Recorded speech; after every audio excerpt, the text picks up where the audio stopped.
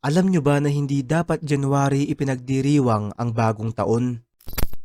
Mga kaibigan, ang kalendaryong ginagamit ng karamihan sa mga bansa na Gregorian calendar ay nagmula sa ancient Roman paganism at ang buwan ng Enero o January ay nakabase sa Diyos na si Janus, ang Diyos ng simula at ng wakas. Sa mga lumang kultura at tradisyon maski hanggang ngayon, ilang mga bansa sa Middle East at Central Asia tulad ng Iran, Kazakhstan at Uzbekistan ay nagdiriwang ng bagong taon sa buwan ng Marso dahil ito raw ang simula ng spring equinox kung saan magsisimulang tumubo ng panibago ang mga halaman, pananim at nagiging masigla ang mga hayop.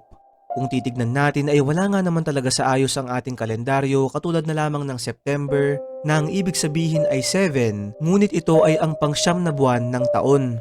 October na galing sa Latin word na octo na ang ibig sabihin ay 8, ngunit ito ang ating pangsampung buwan ng taon. November na ang ibig sabihin ay 9, ngunit pang 11 buwan ng taon. At December na ang ibig sabihin ay 10, ngunit ito ang pang-12 at panghuling buwan ng taon. May mga teorya pa nga na ang totoong buwan daw na dapat ipagdiwang ang bagong taon ay April dahil dito magsisimula ang spring season kung saan tutubo muli ang mga bulaklak na isang palaisipan sa mga tao na baka ito ang dahilan kung bakit binansagan ang April 1 bilang April Fool's Day.